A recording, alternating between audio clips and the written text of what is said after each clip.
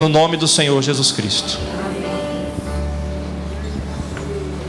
Amém. Glória a Deus. A palavra de Deus diz que as nações correm até nós, não somos nós que corremos para as nações, né? Em Isaías diz que as nações correriam à nossa direção. Então, assim que acho que fica mais fácil. Então, isso aconteceu na minha vida. Eu quero dar um testemunho de algo para a gente poder chegar num ponto denominador naquilo que a gente entende. As coisas que estão acontecendo no mundo, tudo é espiritual, queridos. Nós estamos num mundo totalmente espiritual. As batalhas são espirituais, são reais. Se você acha que não é, o inimigo já está contra você, porque nós vivemos num mundo de muita batalha espiritual. Nossa guerra não é contra carne nem sangue, mas contra principados e potestades nas regiões celestiais. Muitos conhecem essa história, mas vou ser bem resumido, porque são 17 anos. Então não dá para resumir 17 anos em meia hora. Então eu vou tentar 10 minutos só dar uma pincelada. No ano de 1996, nós estávamos voltando de um evangelismo em Atlanta. Foi quando o clamor pelas nações nasceu no nosso coração, no meu coração. E quando eu estava voltando, o Senhor me levou lá numa ilhazinha no finalzinho da Flórida, chamada Key West. E naquela ilha, quando eu olhei assim, tinha um memorial em homenagem a todos os cubanos que tentaram atravessar para os Estados Unidos na busca de liberdade. E quando eu ouvi aquilo, o Espírito Santo me tomou na hora, só para não dar microfonia, o Espírito Santo me tomou e eu comecei a interceder. O Espírito Santo me tomou, exatamente como Isaías capítulo... Isaías falando exatamente sobre a questão, não sei exatamente o capítulo, que as nações correriam à nossa direção, em 50 e poucos, né? E naquele momento ali o Espírito Santo me tomou e eu comecei a interceder por Cuba, sem ter noção do que ia acontecer, o futuro da minha vida, etc. Isso foi em 96, tá? Quando eu baixei as mãos, Deus falou comigo: eu quero agora que você atravesse a ilha, porque aquele lugar lá, que o oeste diz, está mais ou menos 90 milhas, 140 quilômetros de Key West, de Havana.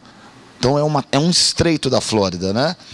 E ali Deus falou: agora eu quero que você atravesse para o outro lado. Aí eu fui. No ano seguinte, em 97, eu fui pela primeira vez, e Deus simplesmente me tomou naquele momento. E eu comecei a ir mais vezes, né? Levamos várias equipes de intercessão, já levamos muitas pessoas, começamos a fazer um trabalho com a igreja local, né? A partir de 97, 98 até 2014, mais ou menos, nós fomos. Praticamente todos os anos nós separávamos um tempo, passávamos 15 dias lá, nós levávamos... quem já foi comigo? Bel, você nunca foi? Bel também foi, isso. Nós levávamos equipes, nós levávamos material, levávamos material higiênico, né? Material, ofertas.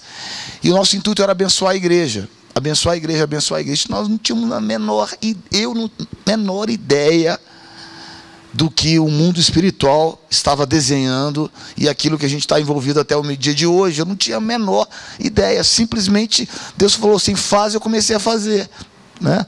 A primeira viagem que a gente fez foi um principal marco na minha vida, porque foi em 97, quando o avião pousou de Havana, no Rio de Janeiro. Tinha um grupo de estudantes de um partido político, que eu não vou falar por questões éticas, mas ele está no governo, mas eu não vou falar quem é, né?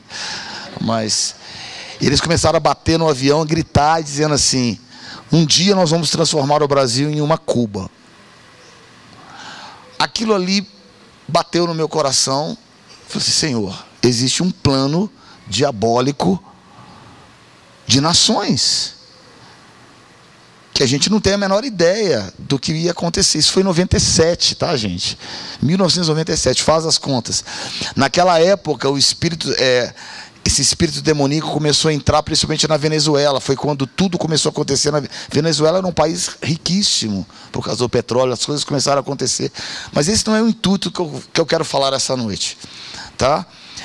que eu quero dizer é que nós estamos num tempo muito específico da história, né? A história conta, nós começamos aí, muitas vezes, o Brasil passou por tantas transformações, o governo, por aí, tantas coisas, até que, assim, aquela coisa mansinha foi entrando, até que no ano de 2015, eu lembro exatamente, 2015, Deus falou comigo assim, eu quero fazer, as coisas vão começar a aumentar. A intensidade da batalha vai aumentar.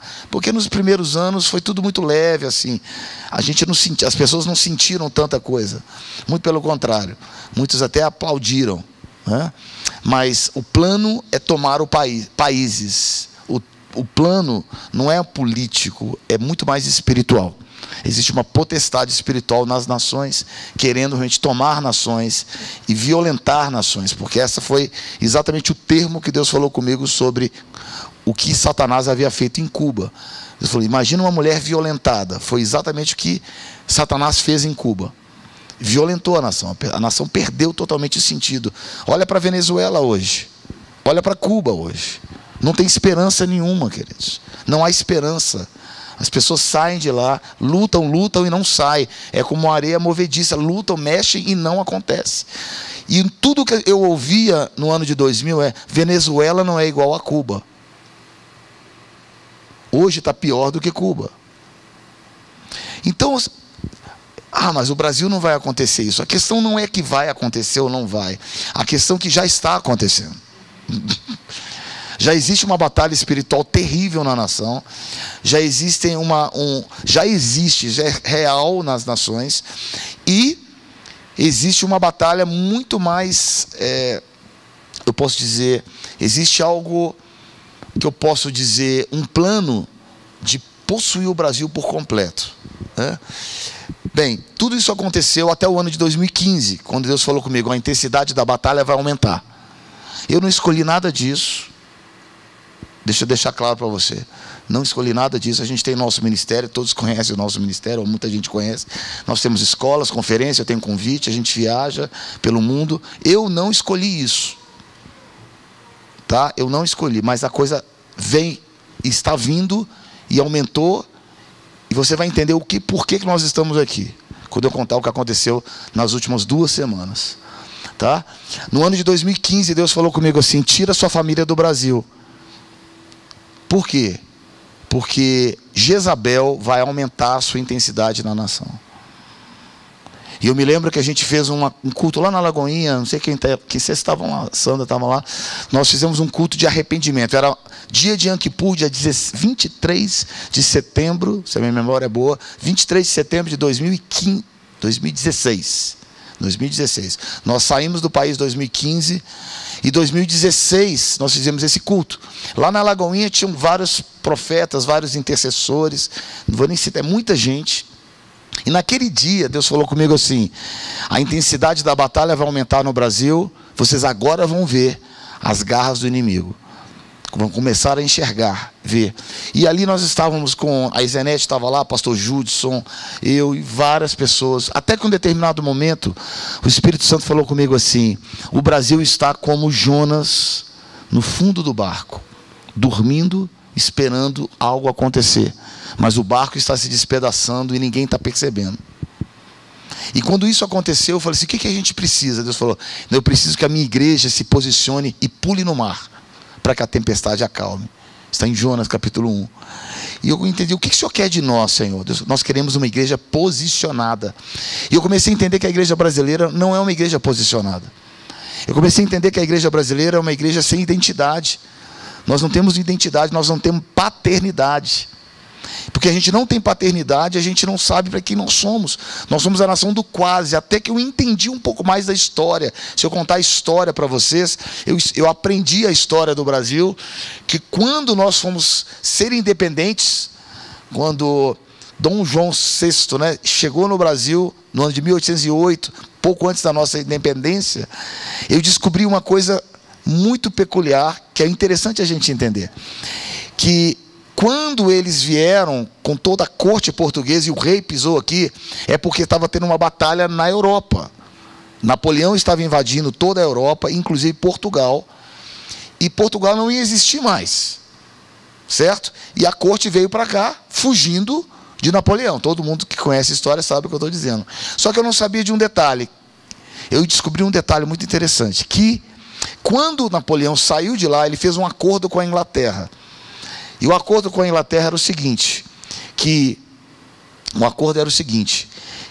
Portugal desse todo o comércio do Brasil para a Inglaterra, e, em segundo lugar, que abrisse as portas do Evangelho com as igrejas protestantes no Brasil. E aí eu entendi uma chave. Deus deu governo para o Brasil. E nós nunca conseguimos ter uma identidade formada. Nós somos um povo sem muita identidade. Conseguimos unir todo esse nosso território como um povo só, uma nação só. Mas o nosso destino é governo. E nós paramos no sacerdócio. Nós somos uma nação intensa, somos uma nação que adoramos a Deus com intensidade, fazemos coisas com intensidade, mas nós não sabemos governar sobre as nações. Deus não chamou a gente para governar somente no Brasil. Deus chamou a gente para ganhar nações para Jesus. E nós não sabemos fazer isso.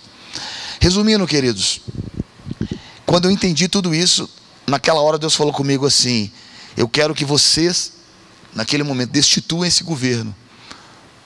Quem estava lá sabe que eu estou falando a verdade. A gente simplesmente começou a profetizar que algo acontecesse no governo. 3 dias depois começou o processo de impeachment da Dilma. E depois Deus levantou o Bolsonaro. E essa história toda que vocês conhecem. Bem, até aí todo mundo sabe. Ok. Nós chegamos num ponto da nossa 2022. 2022, no ano da nossa eleição aqui. Eu e Léo, nós trabalhamos juntos. Nós fomos convidados pela primeira-dama, Michele Bolsonaro, a Zenete, algumas pessoas. Nós fomos lá dentro do palácio. Quando nós chegamos dentro do palácio, nós começamos a adorar, para simplesmente abençoar. Isso foi no dia 6 de setembro de 2022. Quando nós fizemos isso, nós entramos dentro da sala principal que ele fica, né? Nós tivemos uma visão. Nós, 3 ou 4 pessoas tiveram a mesma visão. Léo estava lá, ele sabe disso. E a visão é que as cortinas estavam sendo trocadas.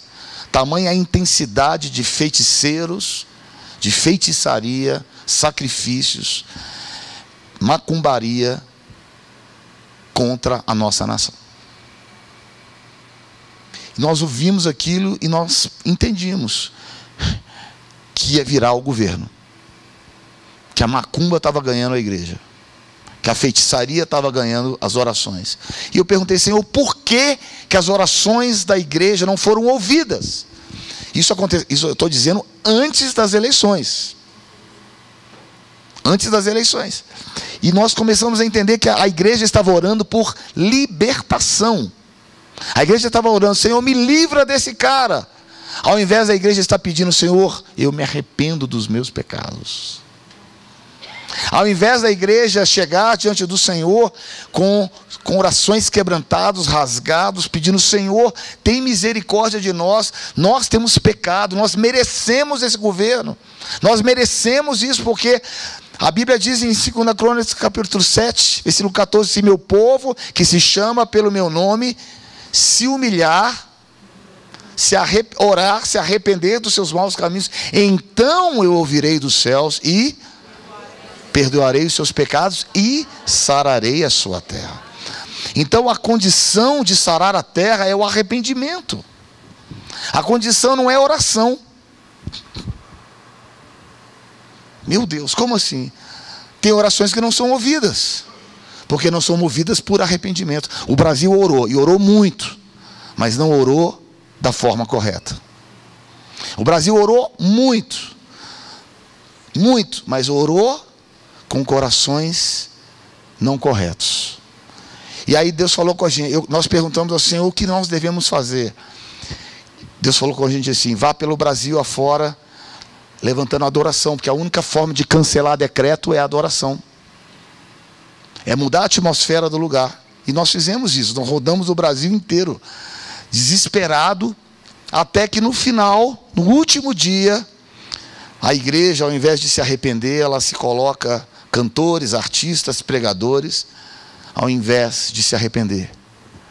A gente colocou celebridades ao invés de arrependimento. Léo sabe, eu falei assim, vai perder, vamos perder. E aconteceu. Por isso que quando todo mundo ficou assim, eu não acredito o que está acontecendo no Brasil, mas era claro, queridos, era claro o que Deus estava querendo nos mostrar. Bem, chegamos nesse ponto. Naquele momento eu falei, Senhor, eu vou embora. Já morava fora mesmo, já estou fora, não tem mais o que fazer. Foi aí que eu pisei nos Estados Unidos e eu falei assim, agora eu quero que você volte para o Brasil. No final do ano de 2022, nós mudei com a minha família de volta, ficamos aqui 1 ano e meio no Brasil. Achei que ia ficar 3 meses. E querendo entender o que Deus ia fazer nos próximos tempos. Aí que chega onde eu quero chegar hoje, onde nós estamos. Porque para mim, isso já era fato consumado, já era ponto passivo. Aí Deus começou a nos mostrar que não era uma questão só do Brasil. Que não era só uma questão de Venezuela, era uma questão do mundo. O anticristo estava batendo as portas para ganhar o mundo inteiro, preste atenção, e jogar milhões e milhões de pessoas no inferno. O plano do anticristo era esse, tomar as nações por completo e jogar milhões e milhões de pessoas no inferno. E o nosso clamor é, Senhor, nos dê um tempo, nos dê uma janela de tempo para que milhões de pessoas se convertam. Porque imagina que se nós não tivermos tempo, se Jesus voltar hoje, quantas milhões de pessoas vão para o inferno? Dentro das igrejas.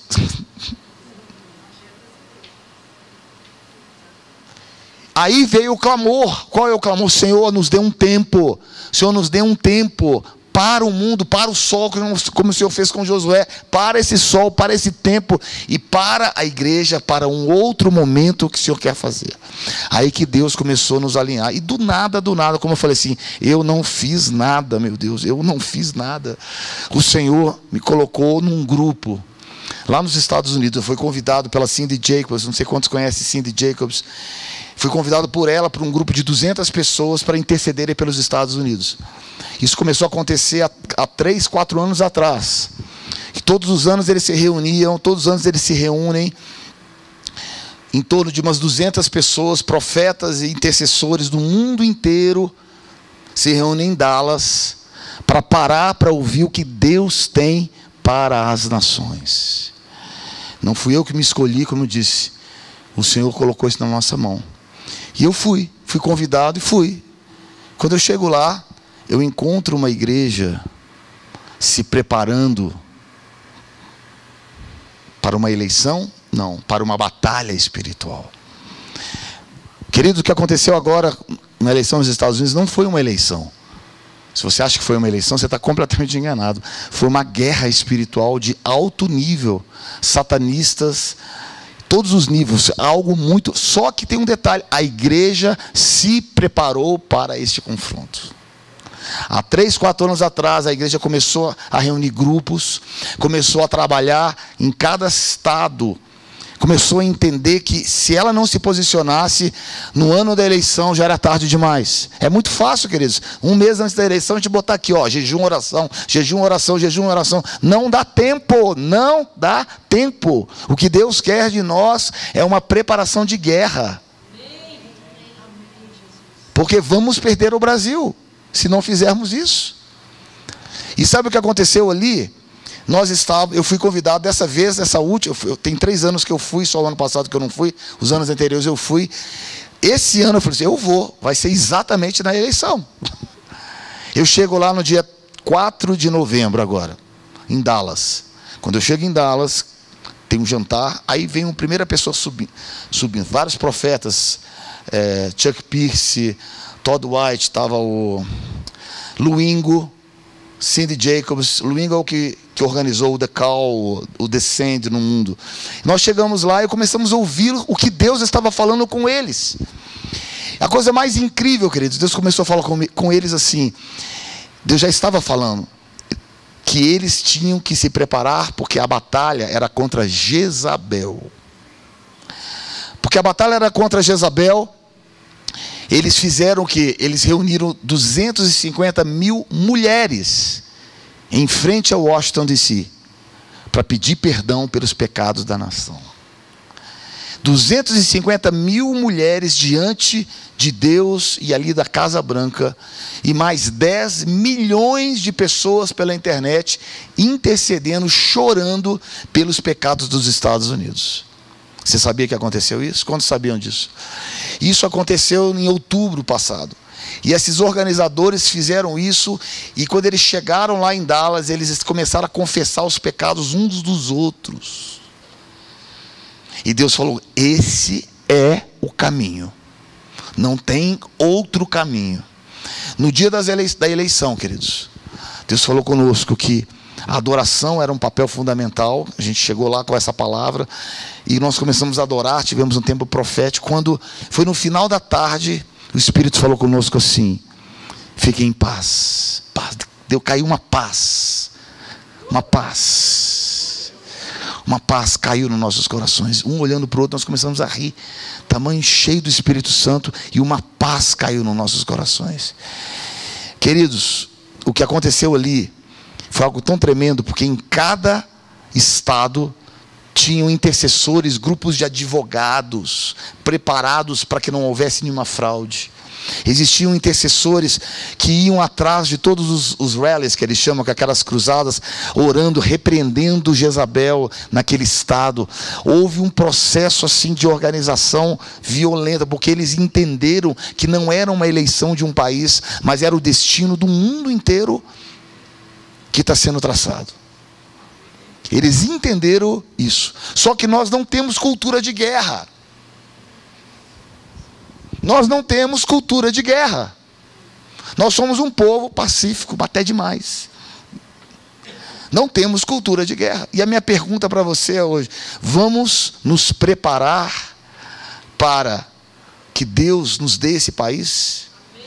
Porque, deixa eu dizer uma coisa, o dia seguinte, fala com teu irmão, o dia seguinte, todo mundo aplaudindo, maravilhoso, o mundo está olhando que vai acontecer nos próximos anos, tá? E Deus começou a falar. Você quer ouvir o que vai acontecer nos próximos anos? Deus nos disse assim: eu parei o tempo, abri uma janela de tempo para que as nações entrem, para que o maior avivamento da história do mundo aconteça.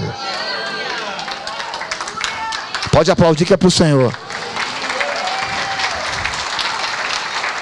O maior avivamento da história do mundo vai começar. Queridos, nós estamos diante de uma guerra, porque depois de uma guerra, Deus dá o quê? Patente e autoridade. Deus deu patente e Deus autoridade. Por isso que a igreja brasileira está sem autoridade, porque estamos caídos. E nós precisamos resgatar a nossa patente. Precisamos resgatar algo para que a gente possa, diante de Deus, ganhar as nações para o Senhor Jesus. Porque Deus deu muito conhecimento, Deus deu autoridade, Deus deu luz. Agora deixa eu falar um pouco mais sobre o tempo que vai vir, o tempo que chegar. As palavras proféticas que nós ouvimos foi um tempo.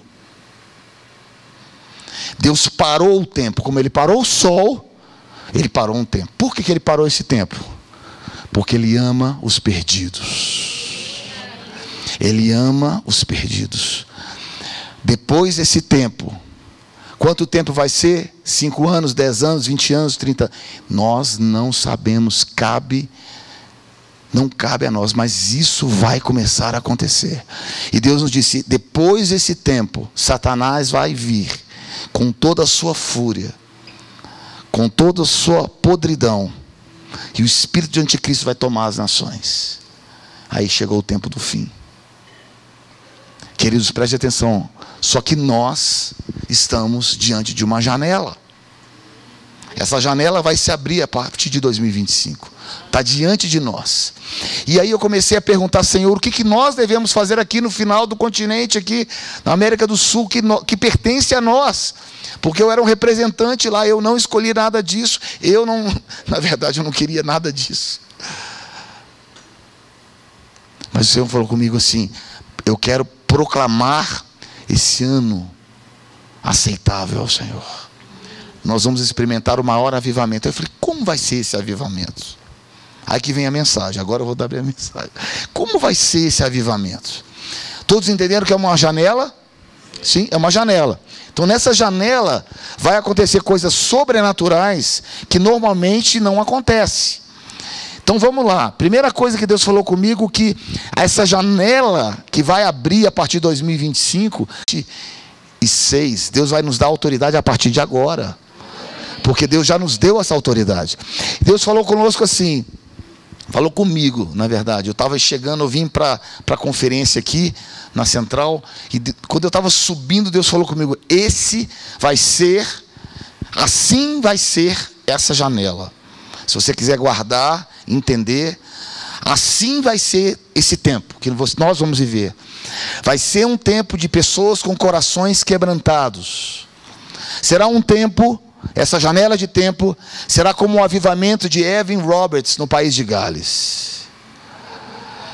Aí eu falei, como assim, Senhor Deus?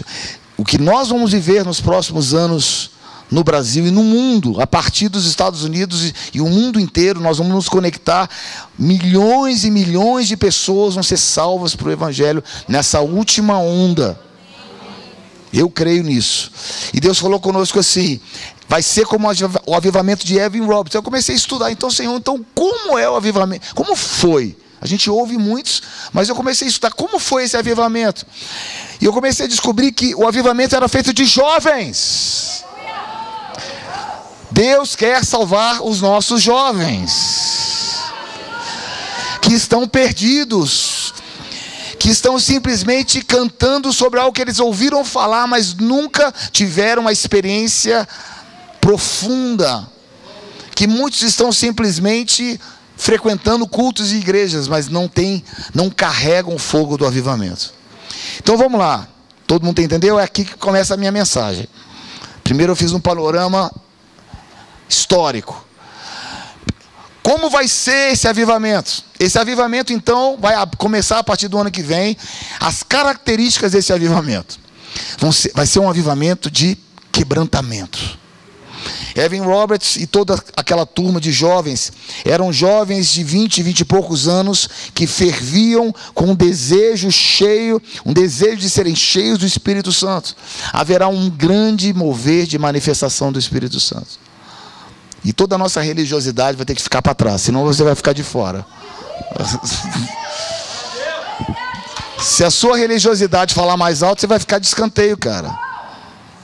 Tá? Essa é a verdade. Tá? Fervia um desejo. Qual era o desejo? Deus vai trocar os nossos corações. Vai ser um tempo, um avivamento na qual Deus vai trocar os nossos corações. Deus vai quebrar toda a nossa religiosidade. Cada culto vai ser diferente. Vamos lá, vamos continuar o que vai acontecer. Em cada delas o coração queimava.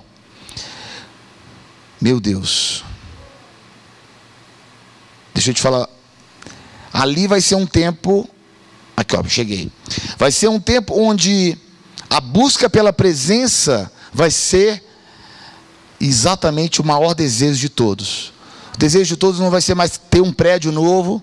O desejo de todos, não que esteja nada disso errado, mas não vai dar tempo de construir nada. Vai ser um tempo onde nós temos que ocupar espaços que já foram ocupados. Estádios já construídos, igrejas já construídas. Vai ser um tempo que vamos ocupar aquilo que já existe. Tá? A busca pela presença vai ser a marca principal desse avivamento. Guarde aí no seu coração. Segundo lugar, vai ser um clamor não por nomes e celebridades, mas vai ser um avivamento sem nomes, sem face. Ninguém vai aparecer. Ninguém vai ser detentor desse avivamento, porque vai ser tanta gente, vai ser tantas pessoas, tanta paixão, tanta conversão, tantas pessoas, que não vai dar tempo de promover ninguém. Preste atenção, a presença divina era tão intensa naquele tempo de Evan Roberts, que eles estavam a ponto de explodir, e que um colapso das pessoas de tanto arrependimento e desejo de consertar a sua vida com Deus. Assim vai ser o quê? Um desejo, um choro copioso, quer dizer, vai ter muito choro, muito conserto, muita reforma. Vai ser um tempo de muita reforma. Outra coisa interessante, as frases. A única frase que eles gritavam naquela época é: Senhor, quebra-nos para que salvemos o mundo.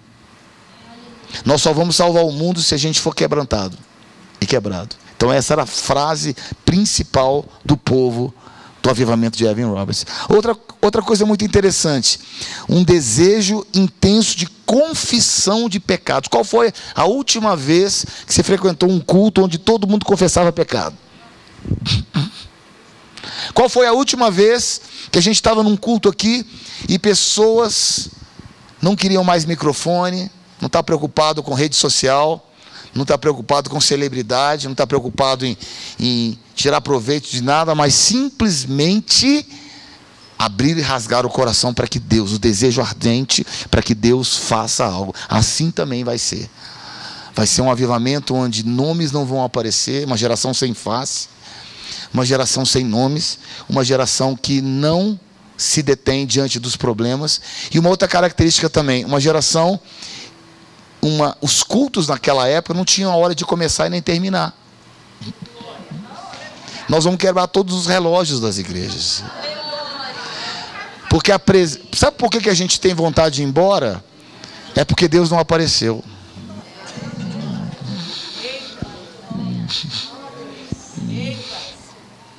Todo culto que você tem vontade de sair é porque Jesus não está ali. Porque se ele realmente estivesse ali, quem quer ir embora de Jesus? Eu não quero. Você fica pela madrugada fora. O que eu quero dizer com isso? Claro, existem ordem, tá, das coisas. E também tem processos de nós entrarmos, né? O rio de Deus, ele vai subindo. Então, eu creio que nós vamos passar por esse processo na qual o Espírito de Deus vai subindo. O nível vai subindo, o quê? Até que nós vamos perder o controle para que o Espírito Santo tenha o comando de todas as coisas. Esse vai ser a principal característica desse avivamento que está chegando, batendo a porta. Janeiro está aí, e eu creio em nome de Jesus que vai bater a porta. Eu estou contando as horas para que isso aconteça. Você pode aplaudir o Senhor? Vou falar mais características. É isso que nos prepara. Só que nós aqui do Brasil, depois eu falo sobre isso, a presença era tão intensa,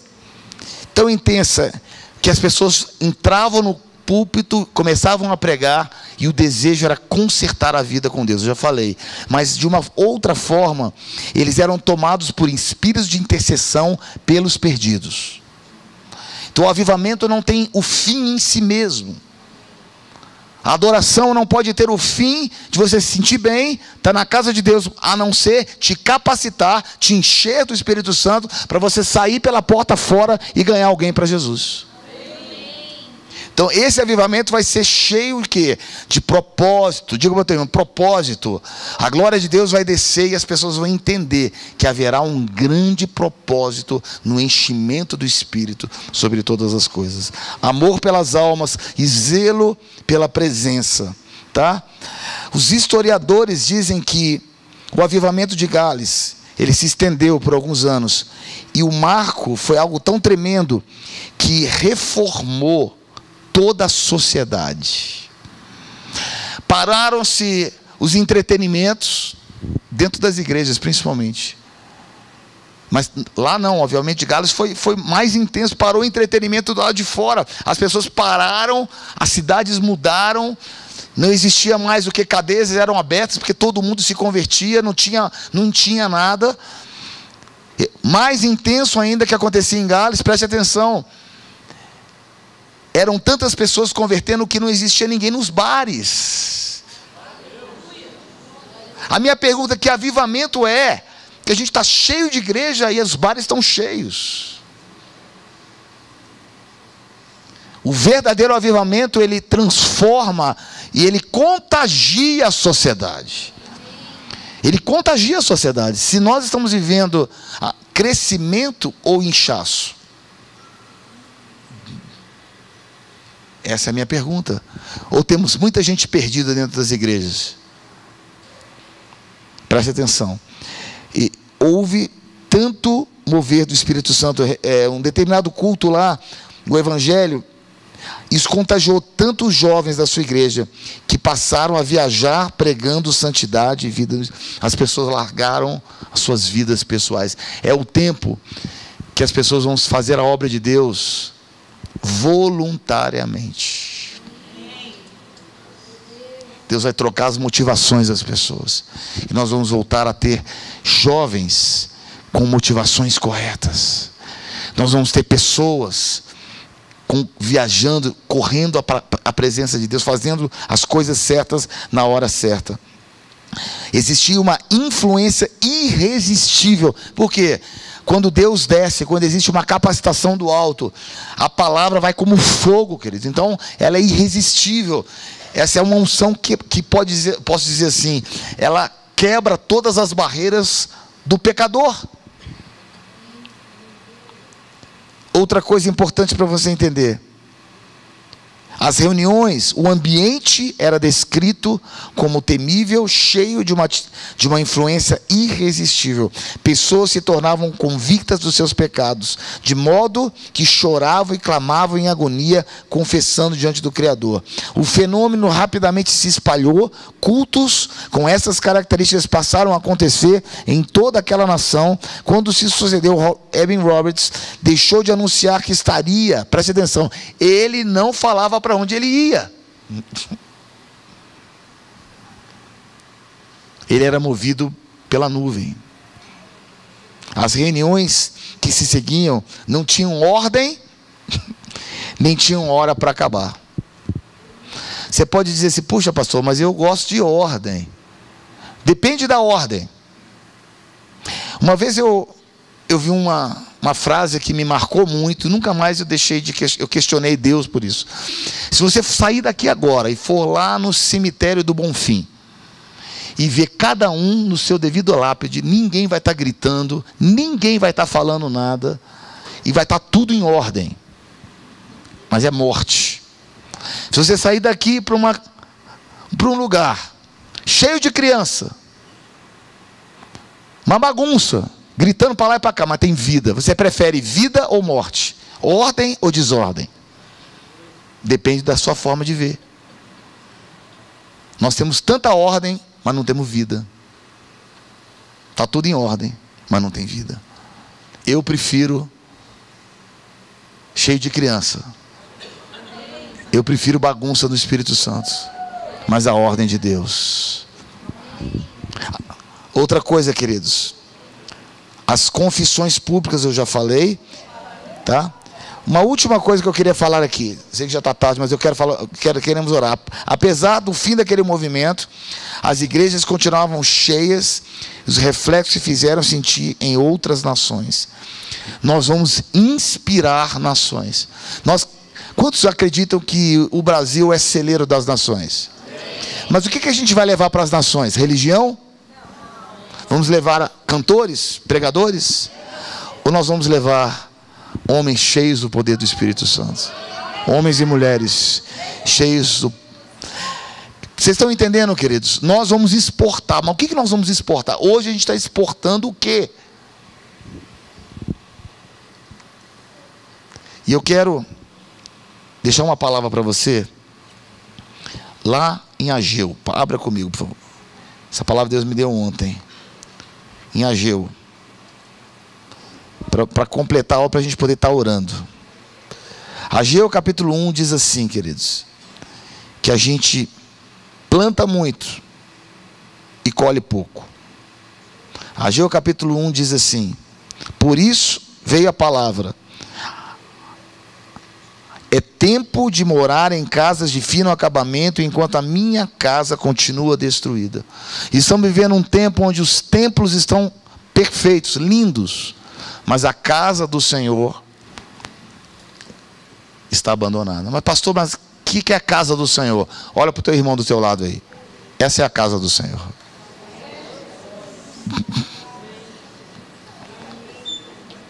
Os valores morais na igreja, ó, divisão, briga por nomes, nem falar, luta por poder, A casa do Senhor está assim. Isso não é casa do Senhor. Você é a casa do Senhor. Nós somos a casa do Senhor. A casa do Senhor está abandonada. E olha o que diz aqui. Vocês têm plantado muito. Meu Deus, nunca nenhuma nação tem tanta conferência como o Brasil. Nenhuma outra nação tem tanto artista gospel como o Brasil. Somos campeões na internet em todos os sentidos. E diz assim: comem muito, trabalham muito, mas colhem pouco. Olha o contexto dos nossos ministros de hoje, queridos. Sem fazer julgamento de ninguém, nem citar nome de ninguém. Mas o nível, a régua de Deus está passando muito embaixo. O padrão tem que ser mais alto, queridos. Porque a Bíblia diz assim, não sou eu não, amizade com o mundo é inimizade contra Deus. Você vê cantores, pregadores que saem do púlpito e fazem coisas absurdas, ouvem música do mundo, fazem um mundo de... qual é o problema? Não tem problema, mas a amizade com o mundo é inimizade com Deus. Como você pode beber de duas fontes? Pastor, eu não sou radical, não ouço música do mundo, não bebo nada. Ok, não faça nada, faça essas coisas, espera que Deus vai responder com fogo. A grande verdade, querido, que nem tudo que me é lícito me convém. É pecado, você vai para o inferno porque você toma um vinho, ou porque você ouve música do mundo, ou porque você sai para ali? Não, você não vai para o inferno, você é salvo. Se a sua preocupação é essa, não é problema. Mas a minha pergunta é, o que você está dando? Porque você só pode dar para o outro aquilo que você carrega. Se eu bebo de duas fontes, eu não ouço uma música do mundo. A minha inspiração é na presença de Deus. Pastor, mas você é radical? Eu falo assim, você não precisa ser igual eu, mas também você não vai ter o que eu tenho.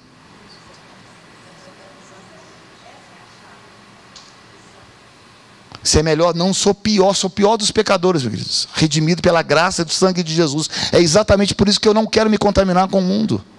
E são as pequenas raposinhas que devassam toda a vinha. Está vendo aí, pastor que estava no nosso meio hoje fazendo casamento gay, daqui a pouquinho está uma coisa... Você está entendendo, queridos, o estado que nós estamos? E Deus está dizendo assim, nós precisamos passar a régua mais em cima. Porque o caminho, não sei se te falaram isso, não sei se já te falaram, já te contaram, que o caminho é estreito. Se é estreito, não é todo mundo que passa, é melhor você emagrecer um pouquinho. Você não vai passar. É melhor você arrancar um olho, diz a palavra de Deus, mas entrar no reino de Deus sem um olho. Quer dizer, é melhor você não ver coisas. Eu estou evitando ver coisas na internet, não tem condição mais. Não tem condição mais. Se você ficar olhando isso aqui, você vai ficar estressado. Só de ver. Reels. Diga para o teu irmão, você não precisa saber da vida do outro. Você já tem problema demais.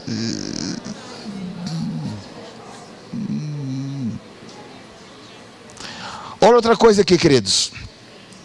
Assim diz o Senhor dos Exércitos, vejam aonde os seus caminhos os levaram. É tempo de uma reflexão. Ou nós vamos ter reflexão e vamos ver, ou nós não vamos prosseguir.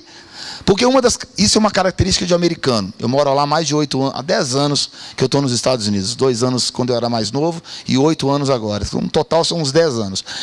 Uma característica dos Estados Unidos que nós não temos. Nós não temos. Nós caímos no mesmo problema 10 vezes. E achamos que vai dar a mesma coisa. Vai dar outra coisa. Nós não mudamos as estratégias. O americano, quando ele vê um erro, ele se planeja para não errar de novo. Nós não somos assim. Nós somos um povo que errou uma vez, fala de novo, erra de novo, confia no outro, vai lá e erra de novo, e a gente fala, não, essa vez vai dar. Essa vez está tudo bem. Preste atenção, querido, muda a estratégia para ter outro resultado. Se nós não mudarmos a estratégia na igreja, nós vamos ter o mesmo resultado. E vamos ficar de fora dessa janela de Deus. O meu desespero é acordar a igreja brasileira para não perder esse momento. Que vai se abrir, e Deus vai abrir para a gente. Olha, subam o monte para trazer madeira. Então, nós vamos começar a pregar agora um evangelho que tem mais cruz. Um evangelho que tem mais presença. Um evangelho que tem menos a mão do homem e mais a mão de Deus. Não tenta pregar um evangelho para que as pessoas fiquem satisfeitas. Na verdade, todo culto devia ter gente muito insatisfeita, com raiva. Onde estão as pregações como de Estevão? Saiu dali apredejado, mas ele viu o Senhor. A gente precisa mudar as nossas pregações. Isso Deus falou comigo, 1 Reis capítulo 18, que diz assim, que Elias, o que Elias fez? Ele pegou 12 pedras e colocou ao redor do altar. Cada pedra representava o quê? Uma tribo de Israel, um fundamento. E Deus falou comigo, são 12 mensagens que os púlpitos precisam trocar. As mensagens dos púlpitos precisam ser trocadas. Outra coisa característica que a gente precisa entender, se você espera muito e colhe pouco. Pastores estão cansados, nós estamos cansados de sermos cobrados, de sermos o quê?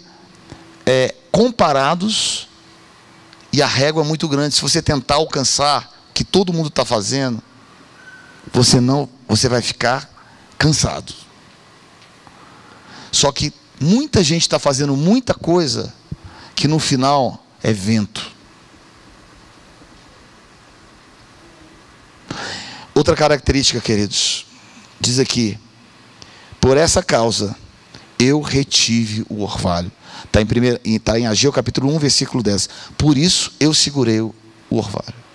É por isso que muita gente pensa que número corresponde à aprovação de Deus.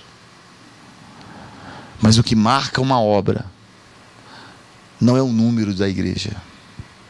O que marca uma obra é o sim de Deus. Você tem o sim de Deus. Não importa se a sua igreja tem 10, 15 ou 1000 membros. Não importa se você está num contexto cansado. O que Deus está dizendo, eu quero dar para você um vigor maior. E eu quero que você entenda. E não se cobre tanto. E mais do que isso, eu quero que você coloque a presença de Deus como foco principal da tua vida. Amém? Agora abra comigo em Ageu capítulo 2, versículo 6. Não, 6 não. Versículo 7. Aqui está o contexto. Farei tremer as nações. As nações já estão tremendo. Olha ao seu redor, olha os últimos acontecimentos no mundo. As nações já estão tremendo. As coisas já estão tremendo. Ouvireis de guerras, rumores de guerra, as nações já estão tremendo. E Deus está dizendo assim, daqui um pouco farei tremer o céu e a terra. É importante que a terra trema para que a glória venha. Jesus estava naquela cruz. Naquele momento que ele estava naquela cruz, ele disse, está consumado. Quando ele falou, está consumado, tá certo? O véu se rasgou, todos nós sabemos, certo? O véu se rasgou. O que aconteceu logo depois que o véu se rasgou? A terra tremeu e mortos ressuscitaram, certo? Quando existe uma grande manifestação de glória, os mortos nas igrejas ressuscitam. Tem muita gente morta na igreja que vai ressuscitar com esse avivamento. Essa é a boa mensagem para muita gente nas igrejas. Deus não vai perder ninguém, eu creio. Qual que é a mensagem? Deus vai derramar glória. E a glória vai fazer o quê? Que as nações tremam. Olha o que está acontecendo hoje no mundo, gente. Está acontecendo na igreja brasileira, os escândalos, os problemas, isso aí é Deus colocando a mão. É Deus colocando a mão. E expondo corações, que é o mais difícil. Quando os problemas eles vêm, os corações eles aparecem. É um brigando com o outro, é um se omitindo de coisas. E a minha pergunta é: aonde está a me perdoem. Vou falar algo. Onde está a maior característica de um cristão? O amor. Nós não seríamos conhecidos pelas nossas placas, meu Deus. Nós não somos conhecidos pelos nossos nomes. Nós somos conhecidos pelo amor. O avivamento de Gales vai ser um avivamento de muito amor. Levante as suas mãos assim. Comece a desejar esse tempo. Vai ser um avivamento de muito amor. Muito amor. Amor que nós não temos. Amor que nós não temos pelos perdidos. Confesso, Senhor, eu não amo, eu amo a minha vida. Se nós não confessarmos, Deus não vai colocar em nós o amor dele em nós. Esse avivamento que está chegando é um avivamento de muito amor. Deus vai derramar amor, esperança, vai derramar compaixão, vai estender meu Deus, vai ter muito óleo, vai ter muita presença, mas vai ter também muita humildade. Maior característica do avivamento que está chegando, anota aí se você quiser guardar: amor e humildade, amor e humildade, amor e humildade, amor e humildade. Quem não encaixar nisso não está preparado para esse tempo. E o que é amor? Amor é você não fazer o que é justiça, não fazer aquilo que a pessoa está te pedindo, fazer mais. Amor não é simplesmente devolver em troca, entrar na justiça, brigar para cá, se reter isso para cá, querido, isso não é amor. Amor é você fazer mais. Está me pedindo uma túnica? Leva 2.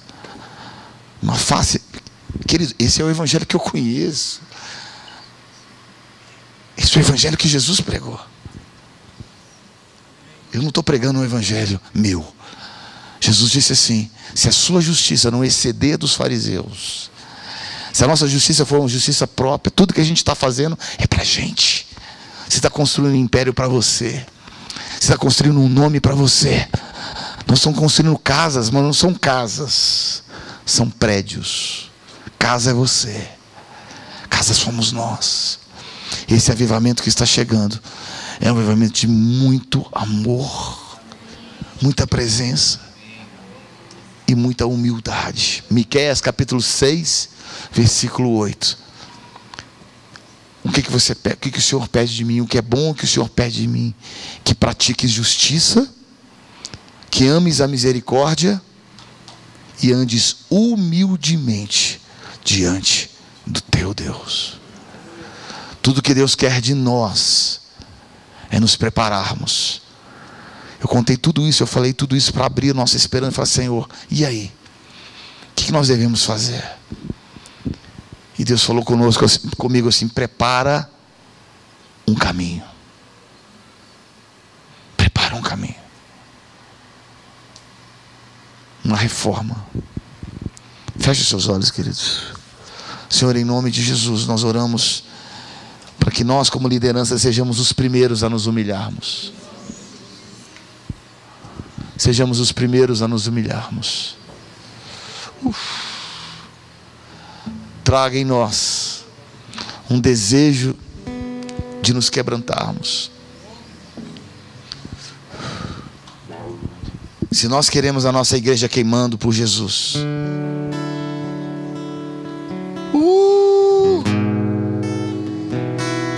seja o primeiro a se humilhar.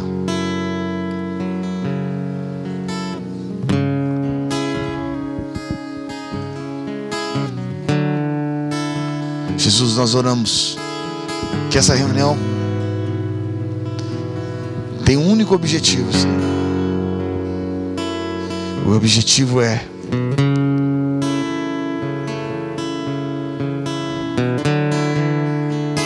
que o Senhor seja glorificado, Senhor. A Bíblia diz aqui que em Ageu, que a glória da segunda casa vai ser maior do que a primeira. E ele diz: minha é prata, meu é ouro. Não se preocupe com quem vai financiar esse avivamento. Sou eu que vou financiar. Eu vou financiar esse avivamento. Eu vou financiar esse avivamento. Eu vou virar uma chave que eu vou financiar esse avivamento. Mas vai ser um avivamento de glória.